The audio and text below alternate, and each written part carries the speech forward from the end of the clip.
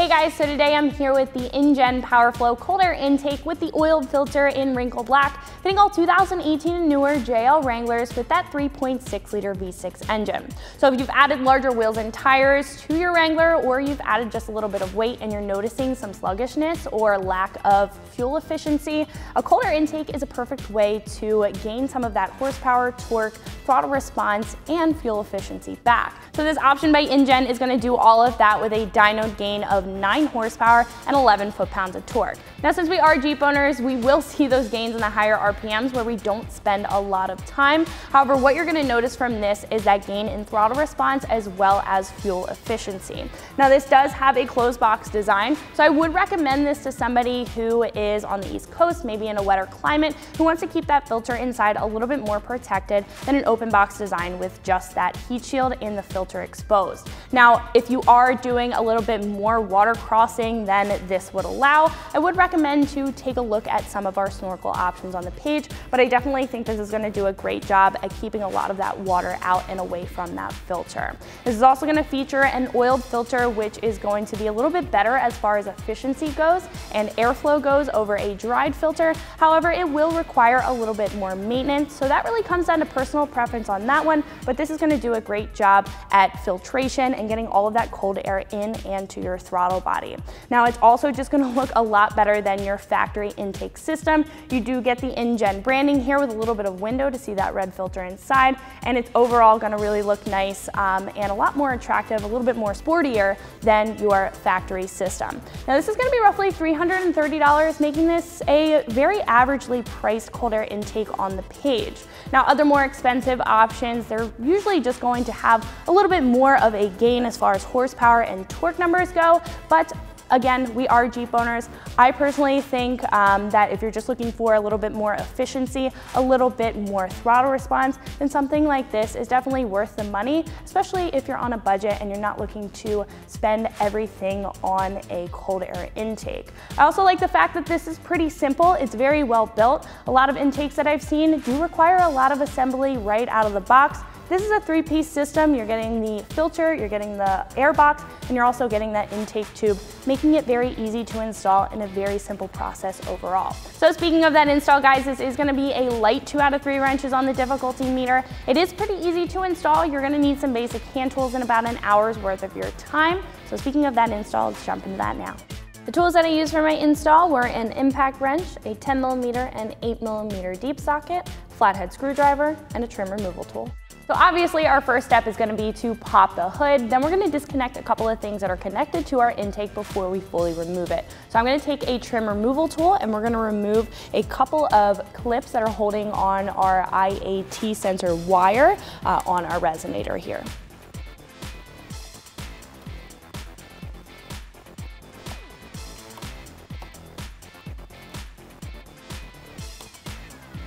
So there's going to be 2 tabs here and then a tab over here.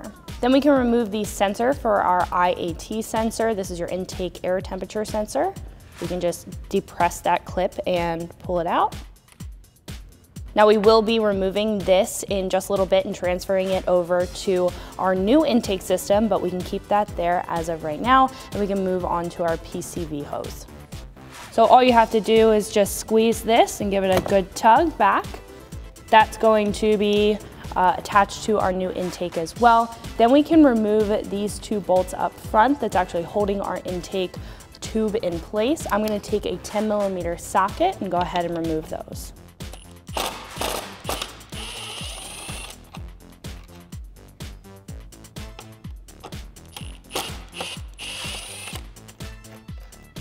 So next step is heading up to the throttle body clamp. I'm going to take an 8mm socket and go ahead and loosen up this clamp. You can also take a flathead screwdriver. As you can tell, there is a notch in there. An 8mm socket works out a little bit better and a little bit quicker. Then we can wiggle that off. So after our intake is disconnected from our throttle body, it will be free enough to remove. However, we do need to remove this last bolt from our air box. So I'm going to use that 10mm socket again, and then we'll be able to fully remove our intake. So now we can pop our intake out of place and fully remove it. So like I mentioned before, we do have to remove our IAT sensor and switch it over to our new intake system. So all you really have to do is twist this off. I am gonna use a flathead just to get this tab over this piece here. Go ahead and twist it. You do need to lift up on the tab to clear that because that's gonna lock it in place. And then once you have that over, you can twist and pull that out. So before we can go ahead and install our intake on our Jeep, we do have to do a little bit of assembly. So first we're gonna start off with that IAT sensor that we just removed out of our stock intake. InGen is gonna provide you with a grommet. So we're gonna take our intake tube, and there's gonna be a little hole down at the bottom, and we're gonna go ahead and install that grommet in there so we can house our IAT sensor. So you kind of have to manipulate the grommet to get it to sit flat. There is going to be a slit right in the middle that you want to be on the actual edge of that intake tube. If you do need a little bit of help with this, you can use a flathead screwdriver kind of to get it seated. I would be careful though, you don't want the metal of the actual screwdriver tearing the grommet. But once that is sitting pretty flush, we can grab our intake air temperature sensor and wiggle that in. You also want to make sure that that tab that was seated on your stock intake is seated on here as well. You want to make sure it's sitting pretty flush. So now we can put our cone filter in our intake box. You want to make sure that InGen is facing forward as oriented in the Wrangler, and you will have two sides here. One is going to have the InGen logo, and then one will have a manufacturer part number imprinted in the airbox. You want to make sure that that part number is facing forward. Also, that if you're staring at your engine bay, InGen is going to be facing you and not facing the other way. So then we can put our cone filter in and have it sitting flush, and this is going to have twist and lock technology. So all you have to do is twist it a quarter turn and it'll be locked into place. As you can tell, I'm pulling up on it and it's not moving anywhere. So after we have our filter in our intake box, our IAT sensor, and our intake tube, we can put together our bracket. Now this is going to hold our intake box in place. It's gonna be bolted down at the bottom of our intake here, and then we're gonna take our standoff studs, and those are gonna be inserted in the OEM grommets that are in our engine bay already. So we can grab our standoff studs and our flat washers and our flange nuts. We can go ahead and put that together. So this is gonna act as a cradle. We're going to install the standoff studs on the bottom here. So we're just gonna take that stud, take that flat washer and the flange nut, go ahead and screw that on.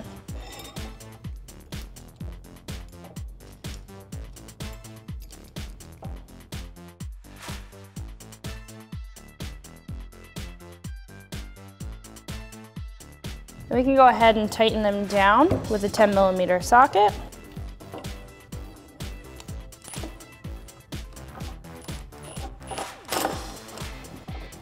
Now I have the clutch on one. They don't need to be tightened down super tight.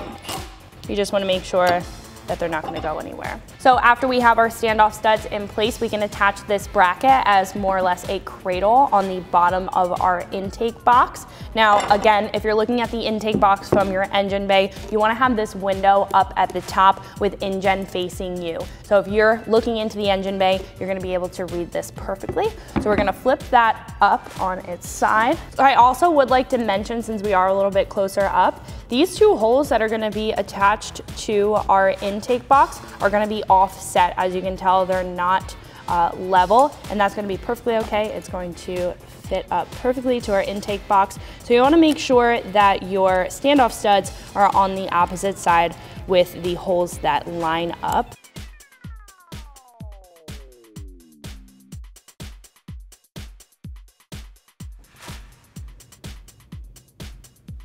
So once you have them both threaded, we can tighten them down.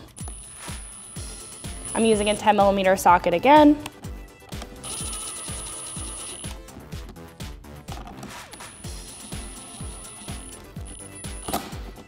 Now what we're going to do next is connect all of the pieces. So we're going to take the larger flange to our cone filter here, making sure that the label is even with the top of our intake box. We can put that into place, and we're gonna loosely install our clamp here. I'm using an 8mm socket.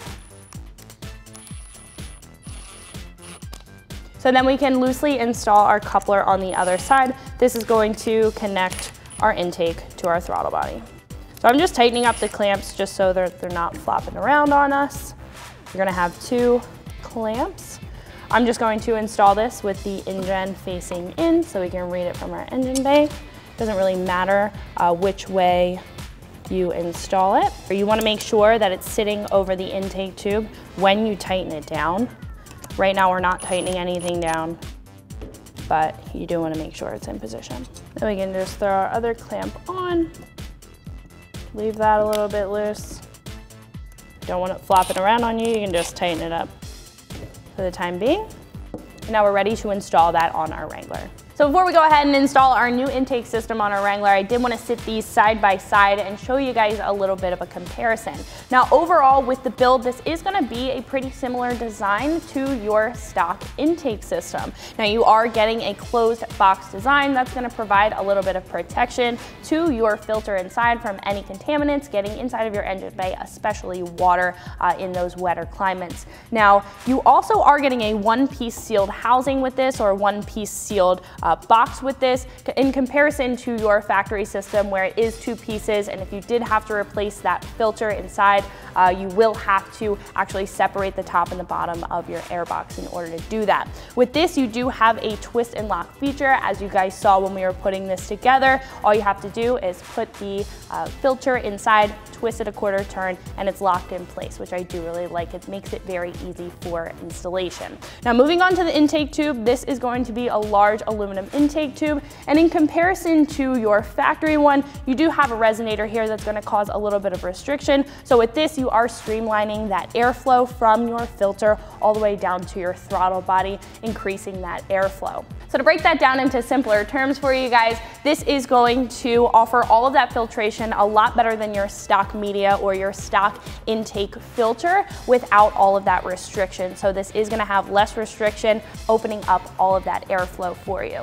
Now this is also going to be a dry filter. So in comparison to your paper filter, that's also going to be dry, but that is going to require you to replace it after so many miles. With this, you do get to clean it. This is very easy to clean. All you have to do is take your filter out and clean it with a shop vac or pressured air. Very easy to clean over an oiled filter. So in comparison to an oil filter, that is going to require a recharge kit. With this, you are completely eliminating all of that process, all of that extra process, and all you have to do is take some pressured air to it and it's completely clean. You can throw it back in and get back on the road. Now, this is also going to come with everything that you need to install it. You don't have to transfer anything over from your factory system. The only thing that you're gonna have to transfer over, which you saw earlier, was your IAT sensor. But other than that, this is gonna come with a new silicone coupler and also some stainless steel clamps. So speaking of install, let's go ahead and put this on our Wrangler. So with the intake together and the clamps loosened up, we can put this into place, and we'll be able to position it over our throttle body. You might have to loosen up your clamps. We're gonna go ahead and tighten them back down. I'm using that 8mm socket. That's really all you're gonna need for this. Then we can move over to our factory box. Push those standing studs down into those factory grommets down there. Make sure our intake tube is positioned in our filter correctly. You can move all of the clamps into position, making sure that they're easily accessible for if we ever have to take this off in the future. Also making sure that our clamps are over all of our tubes. So you want to make sure that your clamp is fitting over that throttle body lip as well as the lip on your intake tube and so on down to your filter. Then we can take our 8mm socket, or you can use a flathead since these clamps do have that groove as well. And we can go ahead and tighten that up.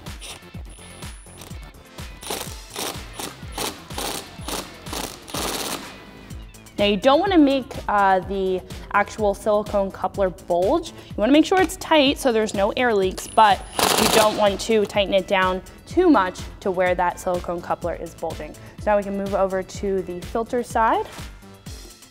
tighten that down, making sure that that clamp is on the end of that lip there.